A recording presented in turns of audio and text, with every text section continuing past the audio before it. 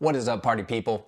So what I'm gonna do is give it to you right off the top. What I did was I looked at 3 of the latest and greatest research papers on protein and how it relates to building muscle when you're going to the gym. So there's some myths to be busted.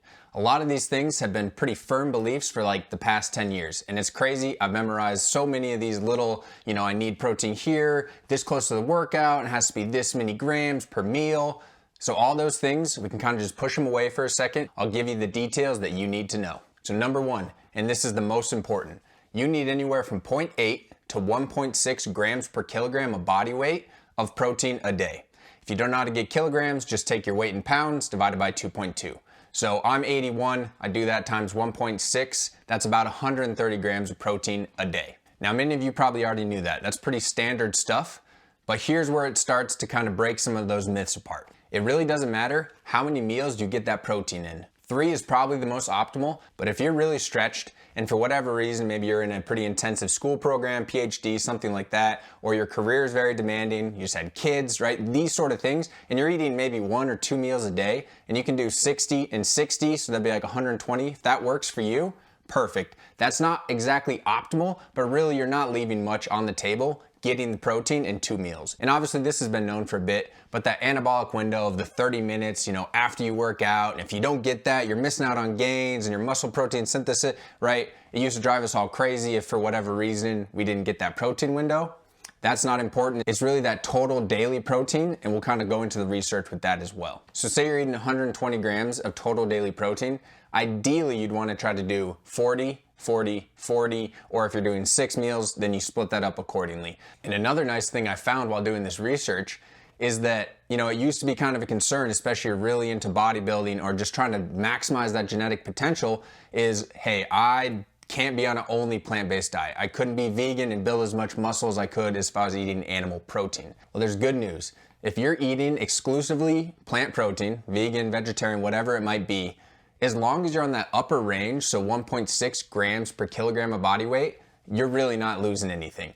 It's when you start getting on that lower range, 0.8 or even 1.0 grams per kilogram, that's where you are maybe not getting as many benefits as your cohort that might be eating meat protein. But as long as you're on that upper end, 1.6, you're good. Don't even worry about, that mental block of like, am I losing stuff because I'm not eating meat? So really to top off, honestly, this long-winded intro, the cool thing is we can all just kind of relax. We don't have to worry about hitting those 6 meals a day if you think that's what was optimal for you, or even 3 meals. If 1 meal a day, 2 meals a day works for you, you might be leaving like a little bit of gains on the table, but you're getting so much still from the gym and from your protein intake as long as you're getting that adequate protein every single day. Don't worry about the anabolic window, and to give you a little teaser, also, don't worry about how much protein you're getting per meal in terms of am I wasting. So, all right, let's say you eat 100 grams. Like that's just a random number, of course, not related to the study at all. But if you ate 100 grams in a meal,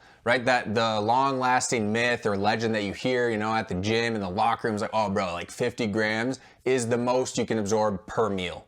No, not true at all. Not anymore, at least. And that's what's so cool about this most up-to-date research, and we're going to get into it now. So if you like that off the rip intro where I'll just give you all the information without, having to dive in and get super deep, because I understand sometimes you don't have time to sit there for 8 minutes or whatever, and then at the end of the video, I'll give you all the useful information. Sometimes I just want to, give it to you out front, especially information like this on protein that's going to help you. If you like that kind of stuff, then you should definitely subscribe, because there's no shame in my game of giving you the stuff right off the top. But there's one thing I need to do really quick, and that is turn into science guy. So if you just excuse me. Yep, there we go. So right here we got the cold hard papers, right? Going old school. As you can see, I took notes like a good boy.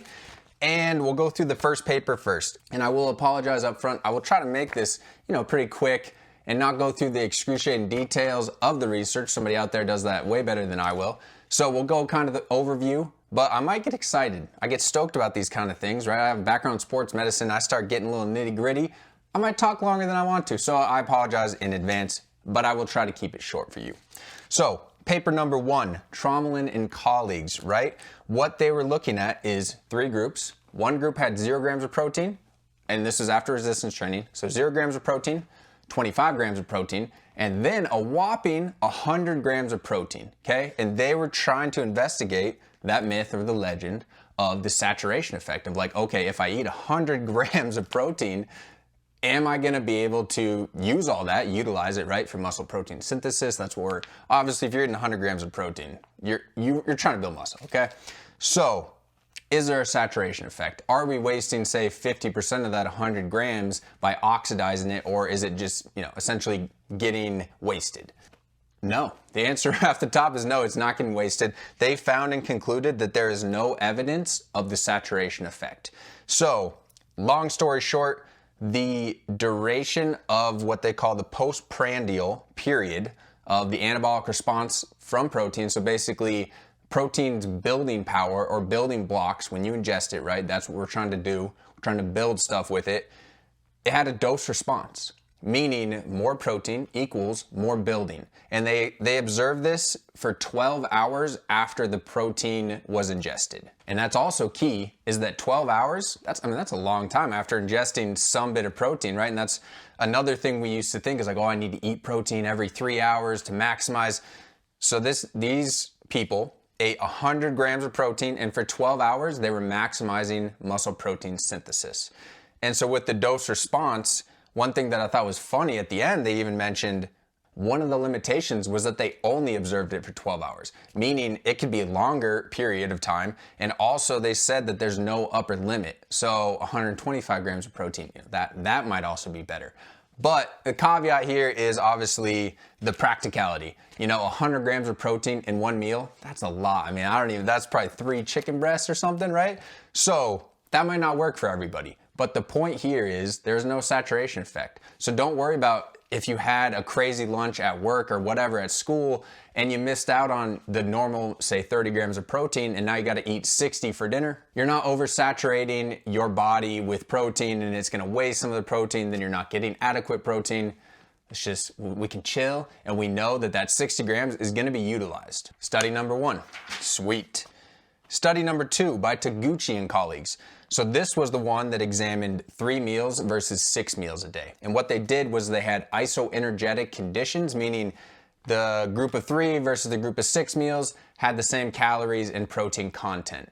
And what they found was that it doesn't matter. If 3 meals a day works for you and your schedule, then that's just as good as eating 6 meals a day. So I'll read you the conclusion right here. It says that their data suggests that partitioning identical excess dietary intakes over 3 or 6 meals does not influence changes in body composition.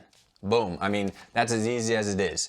So if you've been eating 6 meals and had that belief, like I've had in the past, right? Like that's gonna give you more gains because you're partitioning your protein all, strategically over the day, and that was hard for you, and it took a lot of work to get those 6 meals in, and maybe you're not super consistent. Let's just keep it simple. Breakfast, lunch, and dinner, right? 3 meals a day, you're optimizing. You're getting those gains. All right, so that's study number 2. Study number 3, and don't worry, I recycle, okay? So we'll get those in the right place, but it is fun to throw them on the ground, I'm not gonna lie. Study number 3, Yasuda and colleagues, okay? What they wanted to look at was kind of that skewing of protein that I discussed. So basically when they had these subjects, they noticed a lot of them were eating less protein at breakfast and then more throughout the day, so lunch and dinner. So their protein consumption was skewed towards the end of the day. And this kind of makes sense, right? Like I don't eat a ribeye steak for breakfast, but I might eat one of those for dinner or, a chicken breast, these sort of things. So this study concluded that it is optimal and more beneficial to try to evenly distribute your protein. So 60, 60, 60, or whatever it might be for you and your adequate protein intake. That's going to be better than 20, 80, 80. And that's study number 3.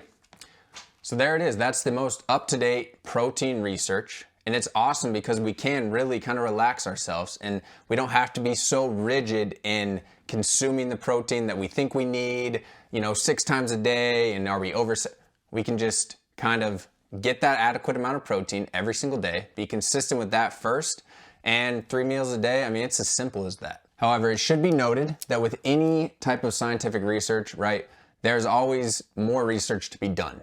And all of these papers, though they find significance, sometimes that significance, the magnitude doesn't always add up. So these things can be taken out of context quite easily. But those guidelines, as of today, which is March 6, 2024, are the most up-to-date. And until more research comes out, which, you know, I'm always looking, I'm always searching, I read it so you don't have to kind of thing, right? I'll give you the facts so you don't have to look at all the stats, because that part is definitely pretty boring, but it's crucial to understanding these papers and their validity. Now, I know that was a quick overview of three pretty, especially one of them, it's a pretty long paper. So if you want to learn more, I'll give credit where credit is due. This is where I first heard about this recently, is the Iron Culture podcast. Those guys do a great job. And Dr. Trexler walks through these papers in much more depth than I did. So if you really want to get nitty gritty, then I would go check that out. It's a great podcast. But I do want to end this discussion and just kind of give the example that just because we can now kind of chill out and relax, right? And we don't have to eat and do all these things that we thought we've been having to do to maximize the gains. If that's something you like to do, if you want to do all those things of eating, 30 minutes after you work out and setting a timer for every 3 hours to try to eat protein, and that works for you, perfect. Keep doing it, because that's what I do. Even after reading this research, like on days where it's crazy, I will take it a little more easy and I guess I won't stress about it. That's the perfect example. I'm not going to have anxiety like, oh man, I hit a really hard leg day and now I can't get my optimal protein timing in. No, I don't have to worry about that anymore, which is great. But on the days where I'm still can be dialed, I'm gonna still do it because that's my lifestyle. And I like to, even if it's a 0.5%, I'm gonna try, right? Like I wanna hit as much genetic potential as I can. I'm 32, so I gotta keep going, right? There's still a little more you can squeeze. I see those older guys out there, right?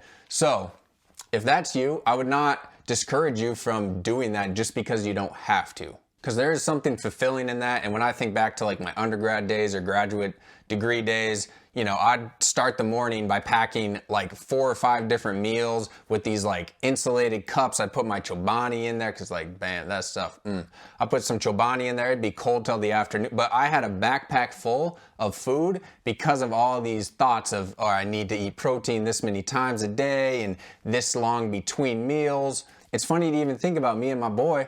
When we're studying for toxicology, like, man, we're just whipping out snacks, setting timers for every 3 hours, right? These kind of things. And if you have any funny stories about protein or kind of some of these rigid beliefs you've been living by, leave them in the comments below. I'd love to hear about them. It's fun to reminisce with gym people like that and kind of hear some of these thoughts, because sometimes you hear stuff and it's like, okay, that's a little crazy, but I love it, man. I love the energy you're putting into that. So let's go. All right, now you're up to date. 2024 protein guidelines, you got them, you memorized them, you're gonna be making more gains, you're gonna be telling your friends, right? And if you like me, being the science guy, I read it so you don't have to kind of thing, then you should definitely subscribe, give it a like, because I'm gonna keep it coming.